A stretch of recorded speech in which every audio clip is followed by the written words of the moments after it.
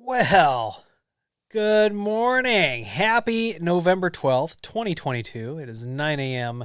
Central Time. And we started right at 9. I didn't even have a chance to throw up the intro screen or whatever. But if you need to reach out and either get in touch with us for consulting, or you want to send me a funny joke or whatever, do it down in the comments. Also, let me know if you can hear me. Let me know if you can hear me in the comments. Hey, Tony, CH, good morning. JH saw he saw what we were talking about, and I ran with it a little bit, and we'll circle back to that here in just a second. Good morning, After Dark. Somebody let me know if you can hear me in the comments, please, and make sure you hit that thumbs up button. Are we loud and clear? All right, JH says we are loud and clear. So what are we going to talk about today? Well, as soon as we get a few more people and a few more likes, 10 of you on, 12 and 2 likes, there should be some people hopping in. We're going to talk about routers and firewalls and where you use them in your network and what you use and all those good things. And check out Quick Tech Solutions tomorrow. I'll be hopping in on a live stream. We're going to be talking about Christmas gifts for geeks. Morning, Michael.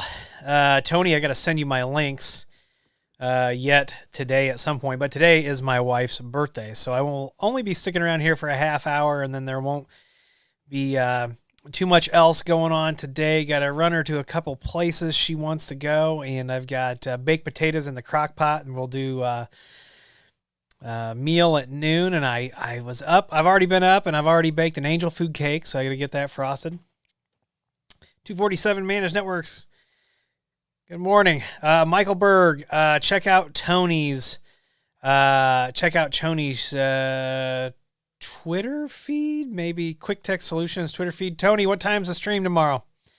Good morning, Anders, T Century, Jimmy, good morning. All right, so you can see that the title of today's live stream, morning, Sean, is routers versus firewalls. So in the most fundamental kind of at the base, right? At the root of what is a router. A router, we've talked about this on the channel before when we talked about subnets and what your subnet mask does and all that good stuff. A router takes packets from network A and routes it to network B, right? Because you have to be in the same network to communicate without a router. So a router connects networks together. It's like the interstate system, right? Except for networks. What is a firewall? Well, a firewall sits at different places in the network. Could be the edge, could be the core. And it filters traffic and filters packet types. It could filter content, all kinds of things, but a firewall is meant to enforce rules, traffic rules. NAT, let's talk about that. So NAT is not a firewall. All NAT does is masquerade. NAT is the jokester that takes a single IP address and presents it to the world and then translates the traffic coming into all of the hosts requesting the traffic behind it. So NAT is not a firewall.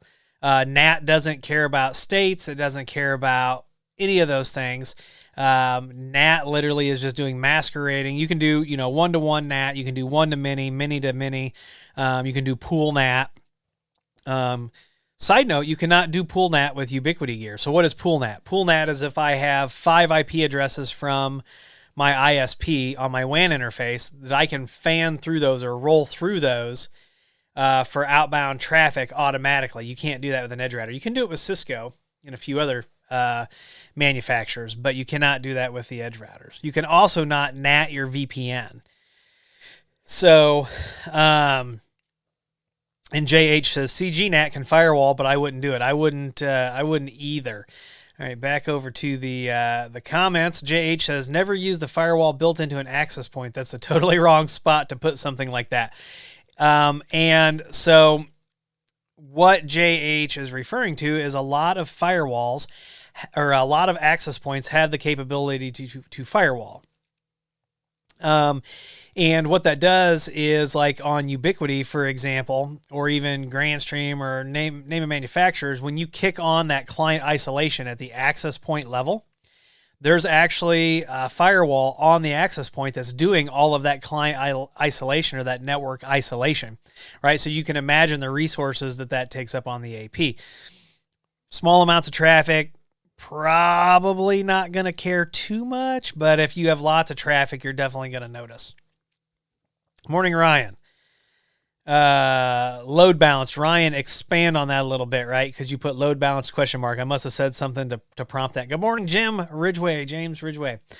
So I'm going to hop over to the other screen here. You're going to get to see what's in my my Amazon shopping cart. Yes, these are, I know they look like fishing bobbers, but they are not fishing bobbers. These are actually molds for 2.5-inch ice balls for whatever beverage you want to use them for. So I'm gonna order those. If I'd ordered them yesterday, they'd be here tomorrow.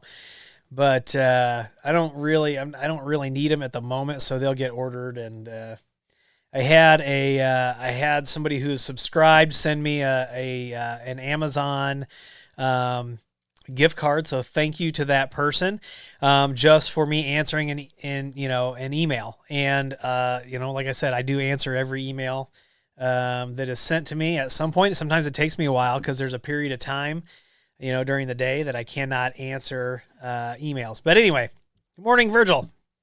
So when you think about routers, or when like the home consumer thinks about a router, they think about something like this, right? The TP-Link. They think about the Netgear. They think about the Linksys. They think about, there's Linksys. They think about the Eero. They think about these all-in-one devices, right? Because for a home user, or even a small office user, that's really all you need. What other devices fall into that? So there is, the edge router. There is the Dream Machine. There's the Dream Router, right? So a lot of these, they're doing like triple duty, right? So they're Wi-Fi. Actually, they're doing more than that. So they're Wi-Fi. There's a switch built in. There's that firewall functionality, the router functionality. There's the NAT functionality. There's a lot of things. There's load balancing set up, and maybe that's what you were talking about, Ryan. So these routers will also do load balancing, and sometimes you just want load balancers, right? So if you ever deal with PCI compliance or any other security frameworks where you have to have multiple scans per year, a lot of times on the questionnaire, you will see a question that says, are there load balancers in your network setup? So load balancers don't have to be the firewall. They don't have to be the router. Load balancers can also be a separate device. And so, so thanks for bringing that up, Ryan. I hope I backed into that. And JH says the woodworker thinks about plunged or fixed. Yeah, right. Is it flush mount router or is it a plunge router? Rolves says, I wish NAT was never made. NAT is not the way internet was supposed to work. I want official IP version 6 on all my devices. So take 2 glasses, spit in one and fill the other up with water and see which one fills up first, Rolves. IP version 4 is not going anywhere likely in any of our lifetimes. IP version 6 is gaining traction. It is gaining steam. It is gaining popularity, but IP version 4 is going to be around for a long time. So back to these. Hey, Tom, here's the TP-Link actual hardwired router. So now you're getting closer. That ER605 is actually a firewall router, load balancer. So you're getting closer, right? Because you've dropped the Wi-Fi off, but you've still got an integrated switch. You've still got all these other things, right? So when you start looking at scaling these out, I may buy this Meraki Go switch. Anyway, here's Asus. Just keep all the different manufacturers. Motorola now is building Wi-Fi and all that stuff into their DOCSIS routers. So when you start looking at your bigger brands, or when you start looking, not even necessarily your bigger brands, because you can take, an edge router and you can disable NAT on it, right? So it can do pure routing. You can disable firewall functionality on it.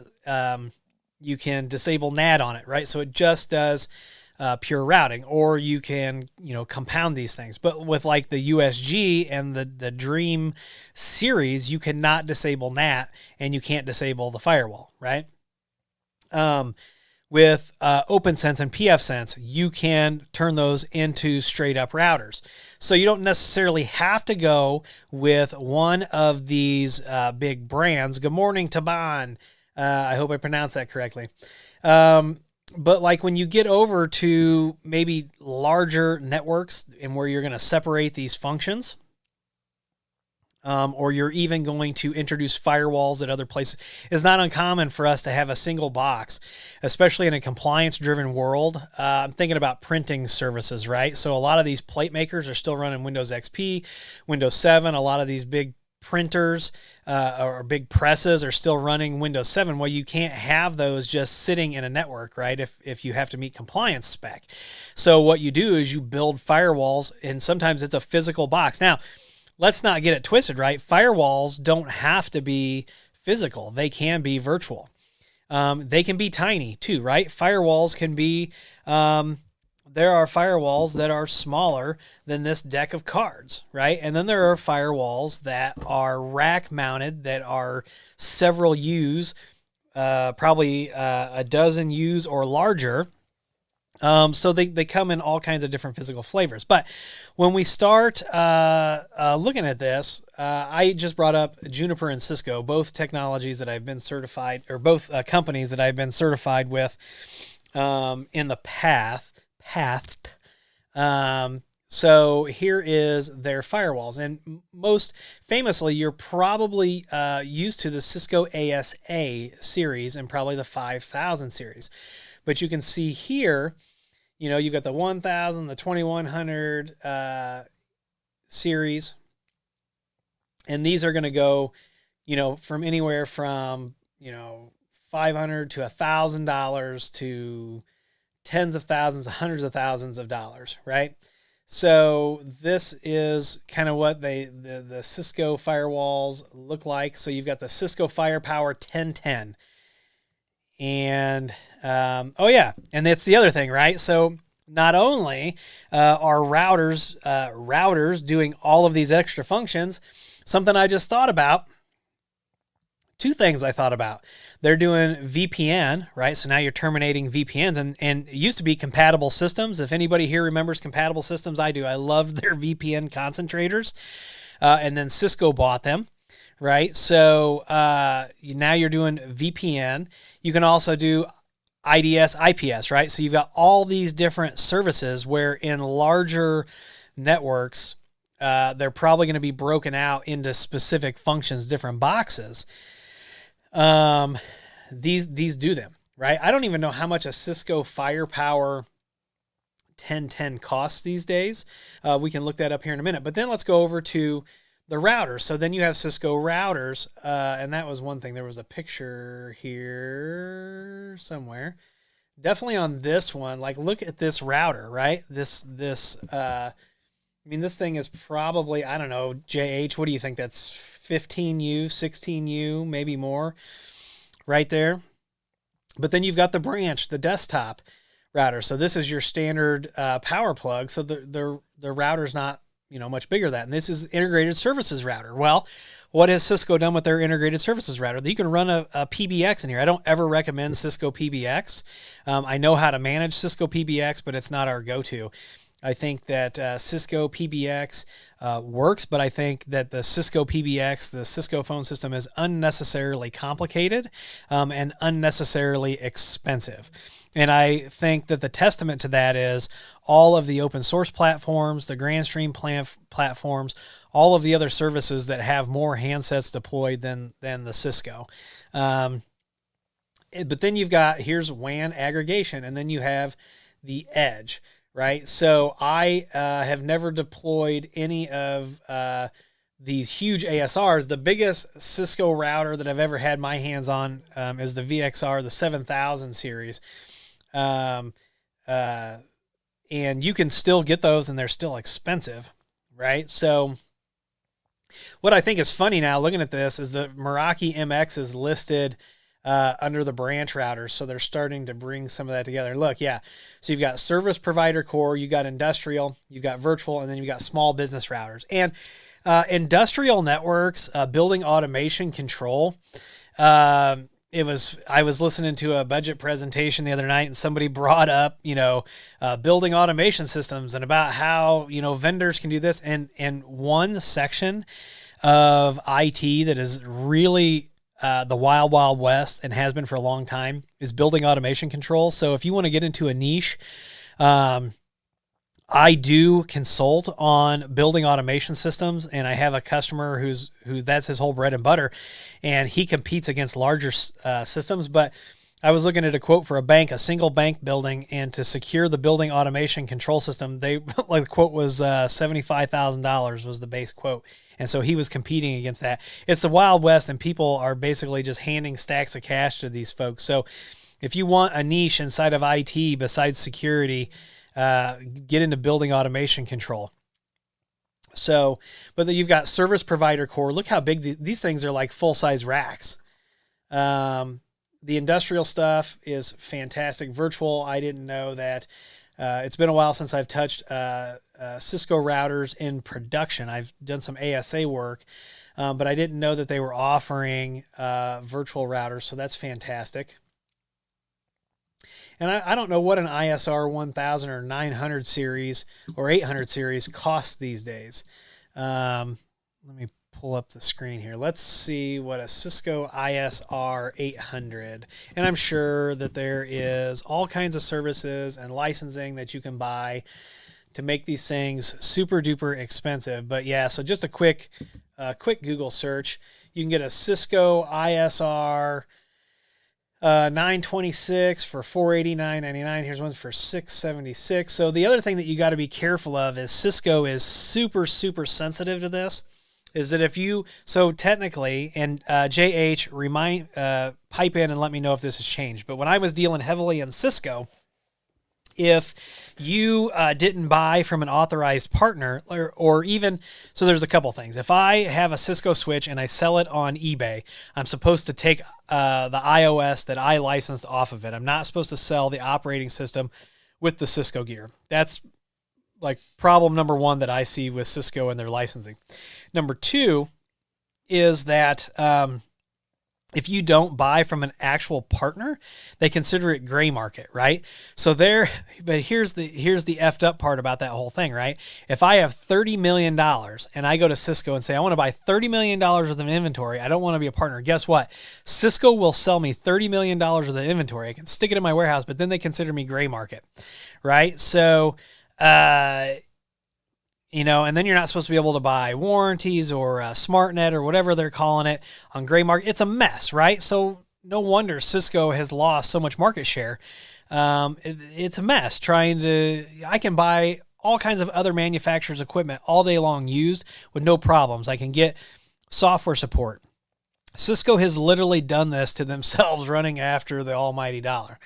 So, but then let's look at Juniper, because I'm familiar with Juniper routers. The J series routers was the last Juniper router that I put in. But then I'm also familiar with the Juniper SRX firewalls. I actually have a couple SRX firewalls sitting on the shelf. If people are interested, I could fire up SRX, and we could do some SRX videos. So, but yeah, I've always really liked Juniper Networks. We got into their switches right when they, my son commented here. Let's show what he commented. I don't know what that icon is.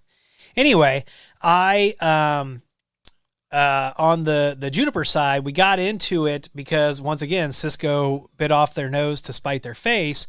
And so Juniper was able to sneak in this registered deal. The Juniper switches, the EX series switches, they are for the SMB, they are one of my favorite switches. Junos, the way that and that's probably why I like Edge OS so much, is because the way that the config is presented, it's hierarchical.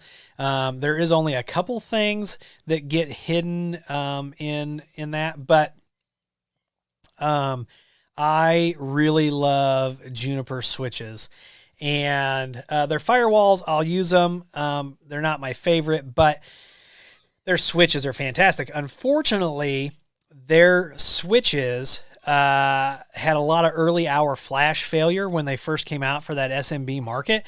And unfortunately, in the beginning, like the first dozen switches that I had, the EX 3200 and 4200s, they all had early hour flash failure. So that was super, super unfortunate. But I have a couple Junipers here for the lab. If you're interested in Juniper switching videos, let me know. I really want to know what people want to look at. Let's go over to the comment. Well, here's that SRX. So you can get the big SRX stuff.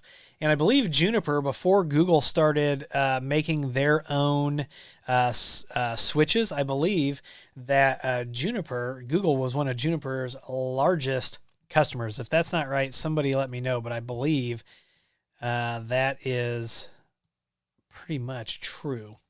All right, over to the comments. Let's see. Ryan says, oh, good morning, Hilton. Ryan says there's probably $30 million in that one picture. Yeah, he was talking about the Cisco picture. JH says, I just installed a firewall a few days ago. It was 4 times 52U racks. So, yeah, that is a big, big firewall. And JH says, as soon as you add services, to me, it becomes a UTM, not a firewall. So I kind of agree with that, depending on the services that you add to it. And when JH is talking about a firewall that he installed that's 4 racks, 4 full-size racks, he didn't put in a firewall that just has basic rules. Likely it's got some sort of processing happening on the back end. It's probably doing some adaptive firewall management. It's probably tied into an AI system. JH, let me know if I'm wrong about that. But something like that is not something where we're going to go in and block just port 80 or open just port 80. There's a lot going on under the hood with that machine. Good morning, Jim. JH says 24U with 8 PSU can do 4 CGNAT instances. So for those of you that don't know what CGNAT is carrier grade NAT. And Starlink uses it. Your LTE providers uses it. Some WISPs use it. I've run into it on one cable provider, but anytime you see, your IP address on your WAN starting with 100, there's a good chance that it is going to be CGNAT. And what it does is it allows you to track clients, internal clients, because you assign a series of ports, per client, right? So like I would have ports and I'm just making this up, so don't take this for gospel, but like me as a client behind the CGNAT, my set of ports that I would transmit on would be like 10,000 through 11,000, right? So if whatever I'm doing now, my ISP can track it, and they know that it's me because it's ports 10,000 through 11,000. It's a very high-level oversimplification of CGNAT. But if you've ever not had a standard IP4 and you've been behind CGNAT and you've ever torrented anything and they were able to figure out who you were, that's it. Godwin says, we just paid over $40,000 each for a pair of Firepower 2140s. Good night. Ryan says, I feel like they make it complicated to make more on getting people certified. So that's the other thing, right? A lot of these companies, like Cisco, I mean, I'd love to see the numbers. If I was a shareholder, I would ask, and maybe it's published, like how much revenue comes from training. VMware went down that path, started that model. Lots of us had our VCP4. They expired it when it wasn't supposed to expire. We were like, okay, well, they tried the same thing with our VCP 6s, and then they walked it back on that. There was enough outrage about that. But yeah, certification has become a huge line item, I believe, for a lot of these companies. But they also do other things with that, Ryan, where if you're a reseller or a partner, they lock you in and you can't get special deals unless you've got so many certified staff, right? So there's a whole ecosystem built around that. Jim, the IT guy, says, good morning, Jim. He says, Cisco making things overcomplicated to sell more certificates for no reason. Ryan says, is that a tiny router the size of an ONT? No, this is a legit pack of playing cards. Not a router. It would be pretty cool. I should put a router in there. There are some single board computers that are super tiny. They're going to be thicker than a pack of cards, but they are definitely not as wide or as deep. JH says, I do a ton of building automation, but more for power and environmental stuff. Yeah, but even if you've been keeping up with the news, JH, I don't know if you all remember last year that water treatment plant in, I think it was Florida, was using an old version of TeamViewer. Somebody was able to get in from the outside, and somebody jacked with the chemical load. Now, they caught it before anything happened, but had somebody not been there watching it, like, it could have turned out bad. So it's still the Wild West. JH says, I haven't seen an ISR router out in the wild for a long time. The last one I saw in the wild, somebody brought to our training back in August, and we gave it away. Let's see. Juniper is getting the same way about gray market. That's unfortunate. That's unfortunate. And Jim says, all about locking in the client to make the most money with Cisco. Yeah, so I was on track to get my CCNP. I operate at that level, if not higher already anyway, on switching and routing and things like that. But, at one point I wanted the credential. Well, they end-of-lifed the track that I was studying, and when I looked at the new stuff, there was so much Cisco proprietary stuff in there that I was like, I'm out. And at the time, I told my boss, I was like, look, we need to make a change. And she was like, yeah, we need to make a change. And so we made a change, and we use other products. We don't get locked in to vendor lock-in where it's going to cost us tons of money. I operate like that in my entire life. So,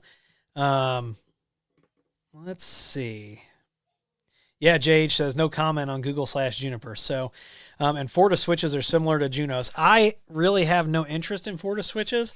I would take a look at one if the opportunity was presented to me, but it's Fortinet is publicly traded, and they're massive now, and they're relying on their switches, their access points, and their phones to push that revenue. I've got a Fortinet sitting here, and I manage a couple Fortinets, and I'm just not the biggest fan that Fortinet has. Power Me says, I bought a UDR thanks to your review. Now I see it struggling a bit with IDS, IPS, smart queues. I'm thinking about getting a firewall like pfSense. What do you mean it's struggling? Do you have a gigabit internet connection and you can't max your gigabit internet connection? Because those are the people that are the loudest, and they probably don't even have gigabit internet service, right? So a lot of the complaints that I see about the UDR is actually a brilliantly designed piece of hardware. And for somebody that's got 100 to 500 megabits, and you're not talking, gigabit is not as widely available in the United States as people think, right? So it's like anything else. You get this small pocket of people who are the loudest. The UDR works great for a lot of people. If for some reason you don't think it's working for you, then switch to something else. That's your prerogative. It's your money, and I'm not going to tell you either way. You got to make that decision. JH says those firewalls are doing complete packet inspection at 800 gig uplinks. So the firewall that JH was talking about, where it's 4 full 52U racks, he is doing complete packet inspection at 800 gigabits and probably multiple uplinks. So, and that's funny. So Jim has given JH a hard time and asking if the routers support or if those firewalls support UPnP. So if you don't know what UPnP is, that's universal plug and play, which is a protocol that the RFP for should be lit on fire, and we don't use UPnP. It allows your devices to tell the firewall to open ports dynamically. Don't do it. Let's see. Good morning, David Anderson. Magog says, Willie, does the TP-Link Omada routers have a DNS server yet? Not that I'm aware of. There's actually a lot of things that those all-in-one devices are missing that I've talked about to my TP-Link folks with. And they're supposed to get back with me. They wanted me to do a different video because there's a big update coming. And they pushed some other gear to other folks, and I'm just waiting to get the green flag. Just so you know, out of my own pocket, I did order some of the newer TP-Link gear, and it's supposed to be here next week, so you're going to see a video on that. JH says, doctorate degrees in networking don't expire like CCNP, CCIE. You know, yeah. So, and then there's actually the Cisco certified architect at the top, right, where you have to go defend it. You like a doctorate and stuff like that. But continuing education is super duper important no matter what industry you're in, my opinion. I'm a huge proponent. And it doesn't mean that you have to have certifications. It doesn't mean that you have to have a college degree, because that's another topic where I think we've sold people a bill of goods unnecessarily, depending on what they're going into for a career choice. But and I have a bachelor's, right? So don't get it twisted. And I see the value in it in some situations. But it's continuing education to me. In validation of that, well, it could be a certification or whatever, or application, but definitely never stop learning. Because when you stop learning, whether it is human skills, which that's what I'm calling soft skills, whether it's human skills, whether it's technical skills, once you stop learning and you may as well sometimes switch industries. But Jim, the IT guy, says the UDR is a great little box. I agree. The UDR is a great little box. Our fan says, do other vendors provide the same level of support that Cisco says sets them apart, or is it just marketing? Yeah, Juniper has it. Arista has it. If you contract with somebody like me, then you get it for Ubiquity. You get it for Synology. You get it for name a brand. So I props up to Cisco. One time we did circle the globe with Cisco and TAC on a phone system problem. But Aruba. So, and JH says, I have a lab budget and get weird stuff to play with to keep learning. Absolutely. That's what you got to do. Well, I want to thank you all for being here. Make sure you hit that thumbs up. Make sure you subscribe and you're sharing the content.